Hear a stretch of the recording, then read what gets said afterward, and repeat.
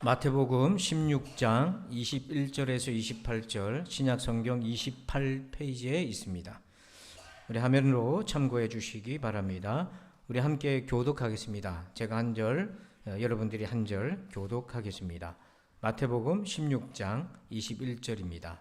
이때로부터 예수 그리스도께서 자기가 예루살렘에 올라가 장로들과 대제사장들과 서기관들에게 많은 고난을 받고 죽임을 당하고 제3일에 살아나야 할 것을 제자들에게 비로소 나타내시니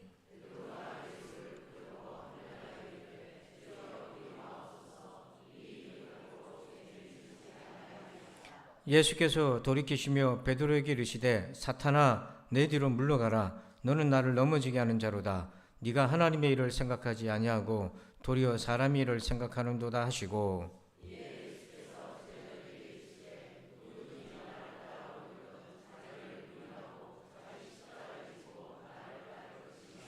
누구든지 제 목숨을 구원하고자 하면 잃을 것이요 누구든지 나를 위하여 제 목숨을 잃으면 찾으리라.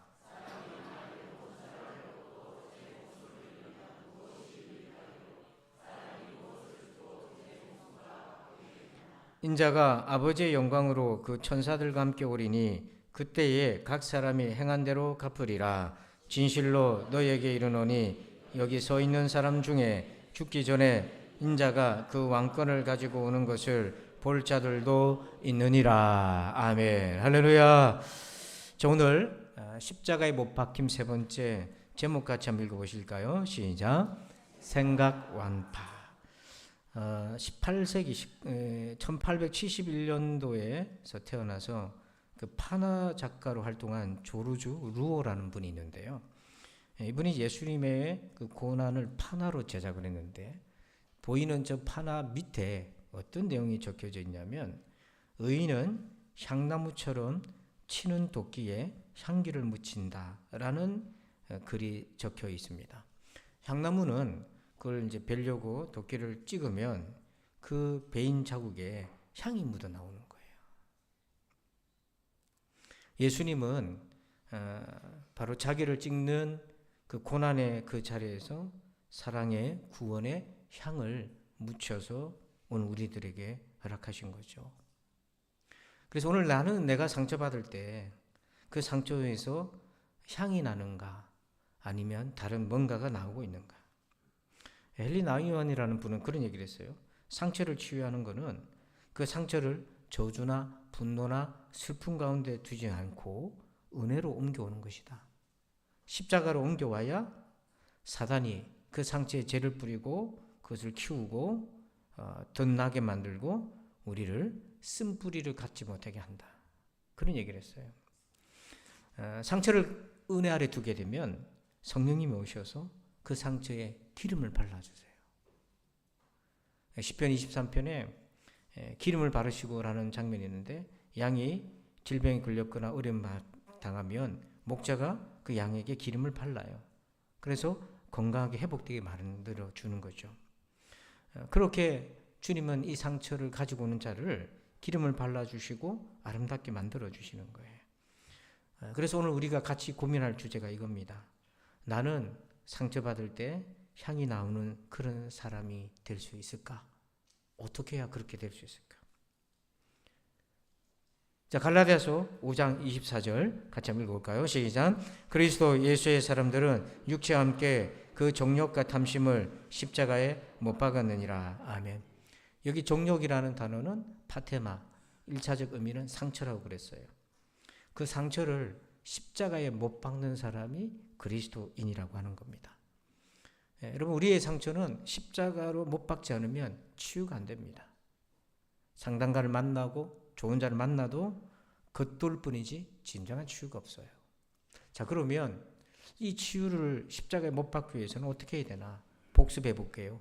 두 과정을 거쳐야 돼요. 하나는 나한테 상처 준 진범을 찾으라. 땅의 진범은 저 사람, 이 사람이겠지만 하늘의 진범이 있는데 하나님께서 그것을 나에게 허락하셨다는 조심스러운 접근이 필요해요. 이걸 인정하는 사람만이 십자가 앞으로 갖고 나올 수 있어요. 그 다음 두 번째는 그럼 왜 하나님은 나에게 이 고통을 허락하셨는가? 목적을 알아야죠. 하나님의 목적은 나를 완파시키기 위해서라는 거죠. 이 완파라는 건 뭐냐면 내 안에 있는 정욕을 깨뜨리시겠다는 거예요. 그래서 그 깨뜨려야 될 정욕 중에 지난주에는 자존심을 살폈죠. 오늘은 두 번째가 뭐냐면 바로 생각입니다. 자, 우리 21절 마태복음 16장 21절 한번 같이 읽어봅시다. 시작. 이때로부터 예수 그리스도께서 자기가 예루살렘에 올라가 장로들과 대제사장들과 서기관들에게 많은 고난을 받고 죽임을 당하고 제3일에 살아나야 할 것을 제자들에게 비로소 나타내시니. 아멘. 예수님이 이제 고난받고 죽게 될 것을 비로소 제자들에게 이제 얘기를 한 겁니다. 자, 이때 이 얘기를 들었던 제자들요, 고난을 받고 죽임을 당하고 그 뒤에 뭐라고 되어 있어요? 제3일에 살아나야 할 것을, 이런 부분이 있는데 살아난다는 얘기는 귀에도 들어오지도 않고 고난을 받고 그것도 유대 공회 관리들에게 붙잡혀 고난을 받고 죽임을 당하게 될 거라는 것을 말씀하셨어요. 아직 제자들이 믿음이 부족해서 부활을 믿지 못했어요. 그래서 이들은 이 말을 들을 때 마음이 뭐에 딱 붙었냐면, 집착됐냐면 고난, 죽임, 이 단어에 집착이 됐어요. 바로 이 순간 베드로 안에 숨어놨던 정욕이 확 드러나 버렸어요. 이 정욕이 이런 어려운 사건을 통해서 드러나게 되는데, 베드로에게 드러난 그 정욕이 어떤 것인가? 바로 생각이라는 정욕입니다. 자, 우리 마태복음 16장 23절 같이 읽어볼까요? 시작. 예수께서 돌이키시며 베드로에게 이르시되 사단아 내 뒤로 물러가라. 너는 나를 넘어지게 하는 자로다. 네가 하나님 일을 생각하지 아니하고 도리어 사람의 일을 생각하는도다 하시고. 아멘. 베드로에게 드러난 정욕이 뭐냐면 생각인데, 어떤 생각이냐면 사람의 일을 생각하는 이 정욕이 드러난 거죠. 여기서 사람의 일을 생각한다는 것은 원문을 보면 어떤 의미냐면 이기적인 생각이라는 겁니다. 이기적인 생각은 또 다른 말로 하면 생존 본능이라는 거죠. 자, 이게 왜 완파되어야 될 생각인가? 우리가 이기적인 생각, 생존 본능적인 생각을 완파하지 못하면 하나님의 나라를 이룰 수 없기 때문에 그래요. 우리 주님이 인도하시는, 성령이 인도하시는 길은 우리의 육체적인 기질과 정반대되는 길들이 대부분이거든요.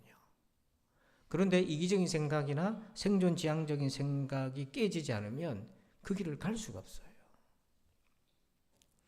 자, 상처와 고난 앞에 일어나는 이 이기적인 생각의 정체가 뭔고? 그리고 주님은 그걸 어떻게 완파시켜 가고 내 안에 있는 바로 이 생각은 어떤 것이고 그걸 어떻게 주님은 깨뜨려 가시는가?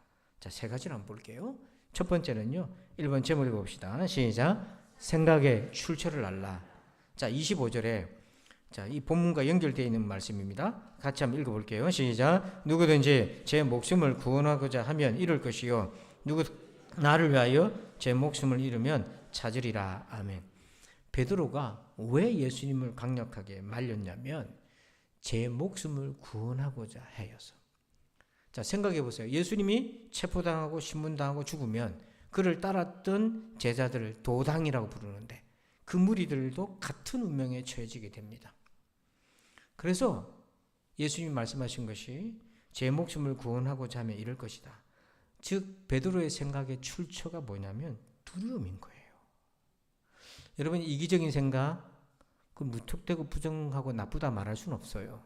생존 본능, 그걸 나쁘다고 말할 수 없어요. 그 본능이 있으니까 문명이 여기까지 오게 된 거죠. 그런데 하나님과 나 사이에 그게 상당한 걸림돌로 작용할 가능성이 많기 때문에 우리가 이 이기적인 생존 본능적인 생각을 완파하는 훈련을 해야 된다는 거예요. 자, 그러면 이 생각의 출처가 뭐냐면 그 두려움이거든요. 두려움이 생각에 미치는 영향이 두 가지가 있습니다. 하나는 뭐냐면 신속한 생존 본능적 사고를 발동시켜요. 생각이 순간적으로 굉장히 빠르게 돌아갑니다. 그러다 보면 뭘 놓치냐면 정확성이 떨어져요. 부정확한 판단할 수 있어요. 두 번째는요, 두려움에 잡히면 현실의 어려움을 과장하고 왜곡하게 됩니다. 그래서 충분히 도전하고 충분히 감당할 수 있는 일도 스스로 포기하게 만드는 거예요. 아마 여기 가운데 기질적으로 조금 두려움이 또 불안지수가 높으신 분들 한번 자신을 돌아보시면 후회스러운 장면들이 떠오를 겁니다. 그때 내가 도전했어야 되는데. 그 왜 그러냐면 그때는 두려움의 생각이 잡혔기 때문에. 지금 생각하니까 얼마든지 할 수 있었던 일인데.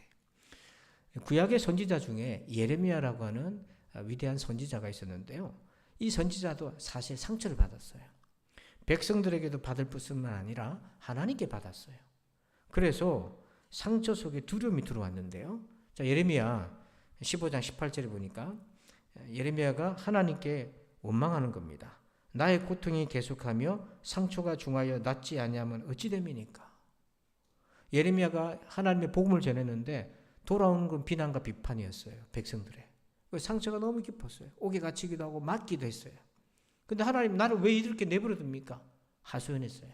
그러면서 예레미야가 주님께 이렇게 얘기합니다. 주께서는 내게 대하여, 그 다음 한번 읽어볼까요?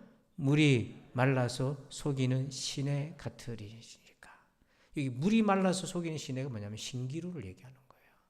멀리서 보면 물이 있는 것 같은데 가까이 가보니까 물이 아닌 거예요. 주님은 거짓말쟁이입니다. 이렇게 얘기한 거예요. 그러니까 예레미야가 이대로 망할 것 같고 죽을 것 같고 그 상처가 더 심해지니까 하나님과의 관계가 뒤틀어지기 시작하는 거예요. 선지자도 그렇게 되는 거예요. 이렇게 하소연했을 때 중요한 거는 하나님 앞에 이렇게 하소연했다는 게 중요한 거예요. 여러분들도 마음에 상처가 있을 때 하나님 앞에서 이렇게 토로하는 게 중요해요. 그때 하나님이 예레미야에게 응답을 하시는데 이렇게 얘기해요. 여호와께서 이와 같이 말씀하시되 네가 만일 돌아오면 내가 너를 다시 이끌어 내 앞에 세울 것이며. 자, 여기 보니까 하나님이 예레미야에게 이렇게 얘기하잖아요. 네가 만일 돌아오면. 자, 이 말은 예레미야가 하나님을 뭐 했다는 겁니까? 멀리 했다는 거예요. 그러니까 여러분, 예레미야도 상처 속에 두려움에 잡히면 하나님 멀리 합니다. 엘리야도 그랬습니다. 그런데 이 두려움을 이용하는 존재가 있어요. 이 두려움을 악용하는 존재가 있는데, 자, 23절 한번 읽어봅시다. 시작. 예수께서 돌이키시며 베드로에게 이르시되 사단아 내 뒤로 물러가라. 너는 나를 넘어지게 하는 자로다. 네가 하나님의 일을 생각하지 아니하고 도리어 사람의 일을 생각하는도다 하시고. 베드로가 그 얘기를 듣고 예수님을 말렸어요. 주님 그렇게 하면 안 됩니다. 주님 붙잡히면 안 됩니다. 주님이 죽으시면 안 됩니다 하고 말렸어요. 자, 그때 예수님이 그런 베드로를 향해서 뭐라고 얘기했습니까? 사탄아 내 뒤로 물러가라. 베드로가 사탄이었겠어요? 그런데 생각은 나를 사단으로도 만들 수 있어요. 상처와 고난의 사건을 사람의 생각, 이기적인 생존 본능적인 생각만으로만 바라보면 사탄의 함정에 확 빠져버립니다. 그래서 이 생각이 나를 사탄화시킬 수 있어요. 얼마나 무서운지 모릅니다. 그래서 첫 번째, 내 생각, 이기적인 생존 본능적인 생각의 출처는 두려움입니다. 두 번째로 제목 한번 읽어볼까요? 시작. 두려움은 포장한다. 자, 22절 보니까 베드로가 예수를 붙들고 항변하여 이르되 주여 그리 마옵소서 이 일이 결코 주께 미치지 아니하리이다. 얼마나 베드로가 의리가 있는 사람으로 비춰집니까? 22절, 23절 앞에 다 떼고 요 구절만 딱 보면은 베드로는 예수님을 정말 사랑하는 사람이에요. 이 구절만 보면 정말 의리가 깊은 사람입니다. 얼마나 주님을 위하고 있습니까? 겉은 천사 같은 선한 말인데 속은 베드로가 뭘 숨기고 있냐면 생존 이기적인 생각을 품고 있어요. 나 예수님 따라서 죽고 싶지 않은 거예요. 살고 싶은 거예요. 근데 베드로가 자존심이 있으니까 이걸 노출시키지 못하잖아요. 보통 가면 어떻게 주님이 저렇게 되면 우리는 또 어떻게 되는 거야? 라고 말할 수 있지만 베드로는 자존심이 너무 강해서 그걸 말하지 못하잖아요. 두려움을 노출시키고 싶지 않은 거예요. 어떤 면에서 자존심이 강한 사람은 두려움이 있는데 그걸 노출을 못 시키는 거예요. 그래서 더 병이 들 가능성이 많아요. 그러니까 우리 자신의 생각을 이렇게 포장을 하는 겁니다. 주님을 위하는 척. 내 안에 있는 두려움을 포장을 하는 거죠. 지금 이 말을 한 거는 두렵기 때문인데, 그런데 겉은 보십시오. 주님 그리 마옵소서. 이 일이 결코 주께 미치지 아니하겠습니다. 다른 제자는 다 버려도 나는 주님을 버리지 않겠습니다. 이렇게까지 얘기하잖아요. 그러니까 우리도 우리 자신의 생각에 속는 거예요. 우리가 이렇게 속지 않기 위해서는 우리 생각의 배후를 늘 검토를 해야 됩니다. 문제는 두려움은요, 아까도 봤지만 생각의 속도를 급속하게 끌어올려요. 생각은요, 도로로 따지면 두 도로가 있습니다. 하나는 고속도로 같은 것이 있어요. 직관적이고 즉각적인 사고, 이게 생각의 고속도로예요. 우리 두려움이 오잖아요. 내가 손해볼 것 같잖아요. 고속도로 같은 생각이 쫙 옵니다. 이럴 때 조심해야 될 것이 있어요. 속을 가능성이 많아요. 후회할 가능성이 많아요. 놓치는 일들이 많기 때문에 아차 싶은 거예요. 대신 저도 며칠 전에 그런 일이 있었거든요. 이제 강대상에서 파워포인트를 할 수 있도록 중고 노트북을 하나 이제 당근을 거래를 했단 말입니다. 딱 보니까 괜찮아요. 필기 기능도 있고, 이거 하면 좋겠다. 설교할 때도 필기를 이렇게 하면서 화면을 띄우면 좋겠다. 근데 그 도로가에 대놓고 이제 거래를 하니까 빨리 차를 빼줘야 되잖아요. 거기서 내가 뭐 이리 뒤비고 살피고 이럴 수가 없잖아요. 일단 작동 잘 되는 거 보고 오케이 됐습니다 하고 집에 와가지고 찬찬히 살피니까 이게 문제가 억수로 많은 거예요. 아이고, 그 바쁜데 또 전화해가지고 읍소해가지고 또 가서 환불 받고. 이건 그 정도 일인데 더 중요한 일이라고 한다면 얼마나 후회가 많겠습니까? 또 다른 사고 있어요. 이거는 일반 도로인데 느리고 신중한 사고예요. 이때는 자기 생각을 검토를 하는 겁니다. 내가 왜 그렇게 생각하지? 이게 하나씩 자기 생각의 껍질을 벗겨보는 겁니다. 내가 왜 이렇게 생각이 들지? 내가 왜 이런 생각을 자꾸 하는 거야? 이렇게 그 배후를 보는 거예요. 배후를 자꾸 이렇게 껍데기를 이렇게 벗겨다 보면은 그 안에 있는 걸 보게 됩니다. 내가 지금 두려워하고 있구나. 내가 지금 불안해하고 있구나. 이걸 보게 되는 거예요. 그래서 잠언서 16장 2절에 보면 사람의 행위가 자기 보기에는 모두 깨끗하여도 여호와는 심령을 감찰하시느니라. 이게 자기를 보는 두 시선이 있는 거예요. 자기가 자기를 보는 시선이 있고 하나님의 눈으로 자기를 보는 것이 있는데 이게 보는 그 정밀도가 틀려요. 사람이 자기 보기에는 자기 보기에는 이런 일반적인 표현을 썼는데 여호와는 심령을 뭐 한다고 되어 있습니까? 감찰은 뭐냐면 내 심령을 압수수색한다는 거예요. 내 휴대폰을 포렌식 해가지고 지운 것도 다 끄집어낸다는 거예요. 이건 정밀도가 완전히 다른 거예요. 우리 생각은 내 의식에 떠오르는 것만 생각할 수 있는데 그걸 가지고 하나님 앞에 나오면 내 의식 앞에 억눌러 놨던 그런 생각들을 주님이 압수수색해서 보게 만드는 거예요. 그러면 의외로 복잡한 문제도 쉽게 풀릴 때가 많습니다. 그래서 시편 40편 5절에 내 영혼아 네가 어찌하여 낙심하며 어찌하여 내 속에서 불안해하는가. 그러니까 하나님께 가지고 나온 겁니다. 내가 왜 그런가? 왜 그런가?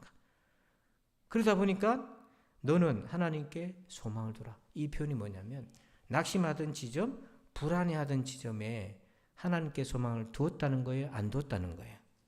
안 뒀다는 걸 보는 거예요. 입으로는 소망을 하나님께 두어야지, 주님을 믿어야지 이렇게 해놓고서는 내가 낙심이 되고 불안해하는 그 지점에 하나님이 내 소망이 되었지 않았다는 거죠. 그걸 본 거예요. 그래서 다윗이 거기서 자기 마음을 추스리기 시작하는 거예요. 그리고 자기가 자기에게 고백하는 거예요. 네가 어찌하여 그것 때문에 낙심하고 어찌하여 불안해하나? 너는 하나님께 소망을 두라. 그가 나타나 도우심으로 말미암아 내가 여전히 찬송하리로다.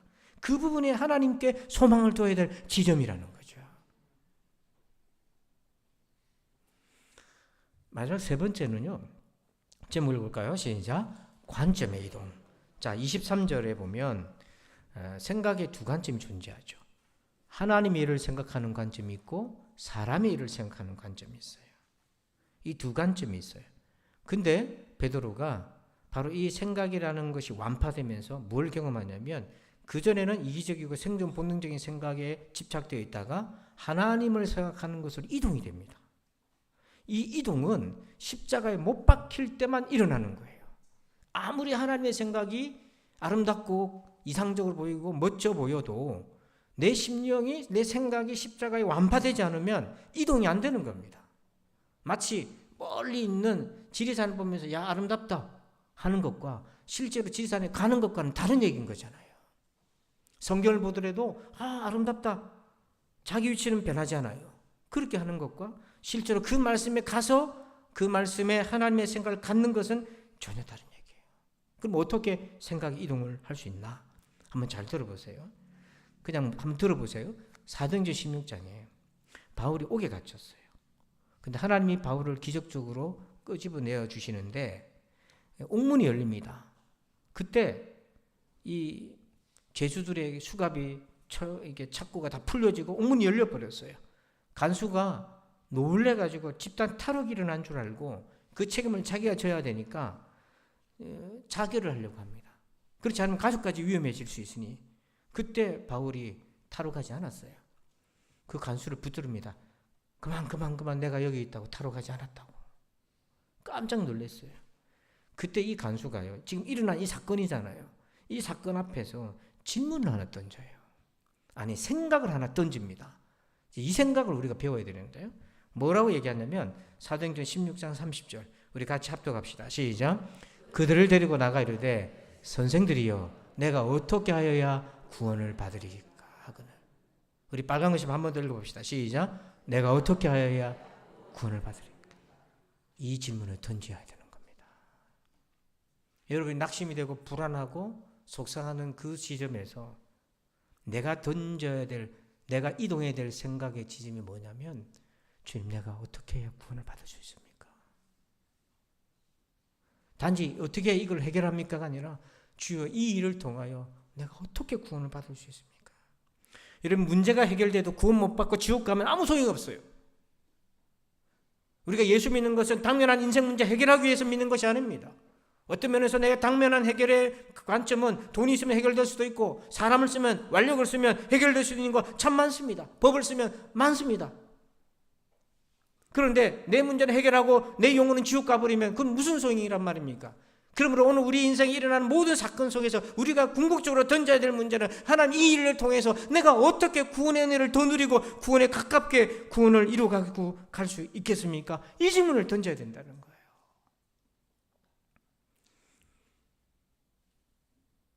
그런데 이 질문을 너무 간단한 질문이지만 아무나 쉽게 던지지 못하죠. 왜 그럴까요? 믿음이 있어야 합니다. 구원받고 싶은 믿음이 있어야 돼요. 그래서 예수님이 이 사건을 이어서 27절에 이렇게 얘기합니다. 인자가 아버지의 영광으로 그 천사들과 함께 오리니 그때 각 사람이 행한 대로 갚으리라. 심판의 말씀하세요. 그래서 베드로가 단지 육체의 죽음을 면피하기 위하여 생존하기 위하여 예수님을 말리고 두려움에 사로잡힌 생각으로 사단의 덫에 걸렸는데 그걸 완파시킬 때 주님 뭐라고 얘기하냐면 네가 하나님의 심판을 기억해라. 단지 이 땅에서 안 죽고 오래 건강히 사는 것이 행복한 게 아니라 죽고 난 이후에 하나님 앞에 심판대 앞에 섰을 때 네가 어떻게 구원받을 수 있겠니? 이 하나님의 심판에 대한 믿음이 있을 때 내 인생에서 일어나는 사건 족족마다 나는 던져야 될 질문, 물음이에요. 주님 내가 이 사건을 통해서 이 상처를 통해서 내가 어떻게 구원받겠습니까? 어떤 집사님이요. 남편 때문에 너무 속상했어요. 그 남편과 사이가 안 좋았습니다. 겨우겨우 예배당 다니면서 묵상하면서 버텼는데요. 이유가 뭔가 했더니 남편이 주식 투자를 하는 거예요. 어떻게 하냐면 있는 것 갖고 뭐 할 수는 있는데 대출을 받아가지고 자꾸 하는 거예요. 그럼 빚만 쌓이거죠. 손해를 보면서도 계속 그걸 못 버리는 거예요. 그 부인 몰래 그냥 그렇게 해가지고 집안 경제가 완전 파탄이 나는 상황이 생겼어요. 그때 배신감이 울면서 남편한테 복수할 방법을 찾은 겁니다. 막 그렇게 막 싸우고 그러다가 어느 날 큐티를 하고 말씀 보다가 여기서 중요한 거예요. 사람이 일로 생각하면 내 남편 저거 어떻게 하지? 이 문제를 어떻게 하지? 어떻게 나랑 우리 애들이라도 살아야 되겠는데 어떻게 하지? 이렇게 생각이 돌아가 있는데 구원의 관점을 보니까 뭐가 하나 보이는데 뭐가 보이냐니까 자기 안에 남편을 어떻게 대했는지가 보이는 거예요. 그 남편이 굉장히 보수적이고 가부장적인 남편이어서 자기가 원하는 가정적 남편으로 바꾸려고 굉장히 애를 썼대요. 싸워도 보고 달래도 보고 다 했는데 협박도 해보고 다 했는데 안 되는 거죠. 그러다가 자기가 남편을 영적 질서에 남편이 머리다고 말은 하면서 실제로 남편에게 존중하거나 순종하지 못했고 자꾸 남편을 속으로 무시하는 것이 자꾸 생각이 나고 그리고 남편이 가만히 보니까 평소에 자기가 이 물질을 좋아하고 뭐 이렇게 소비하고 이런 걸 좋아하다 보니까 자기도 모르게 남편을 그렇게 내몰았다는 것이 보인 거예요. 그래서 자기가 회개가 되더랍니다. 처음엔 남편 미워 죽겠는데 자기가 회개가 되더래요. 그러고 난 다음에 드는 생각이 뭐냐면 그 다음이 중요한데요.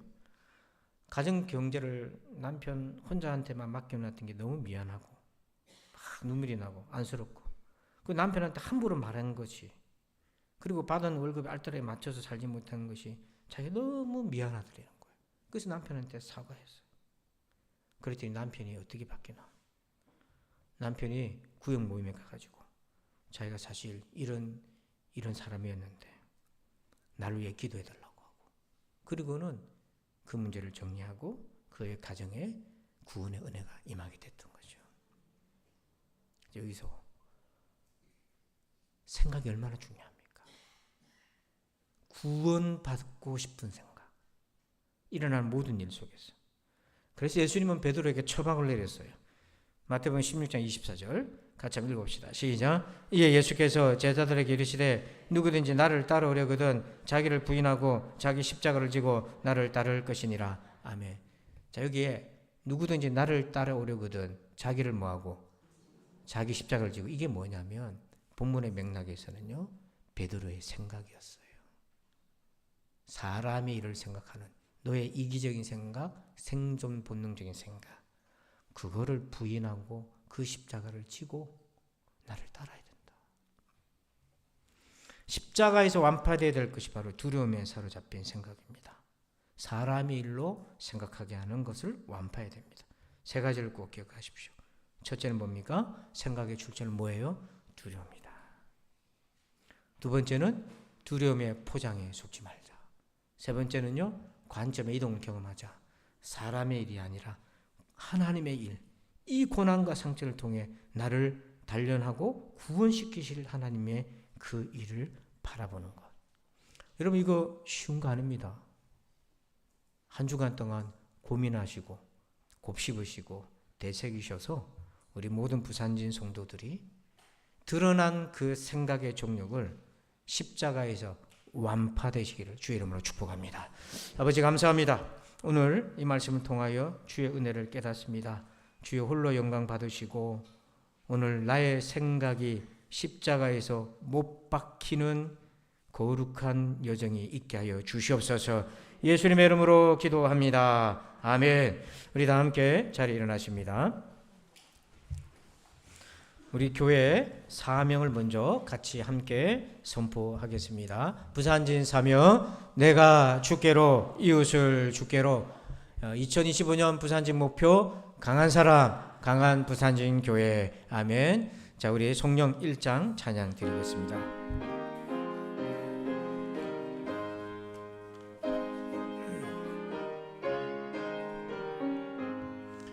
만복의 근원 하나님 온 백성 찬송 드리고 저 천사여 찬송하세 찬송 성부 성자 성령 아멘. 이제는 우리 구주 예수 그리스도의 은혜와 하나님 아버지의 그 크고 놀라우신 사랑하심과 성령님의 감화감동 교통의 충만하심의 역사하심이 오늘 일어난 일에 대하여 하나님의 생각, 구원의 생각이 아닌 사람의 생각에 매여있던 우리를 십자가에서 완파시키기를 원하시는 주님, 그 은혜 아래 순종하며 나가길 원하는 우리 모두들 위해 이제부터 영원토록 함께 계실지어다. 아멘.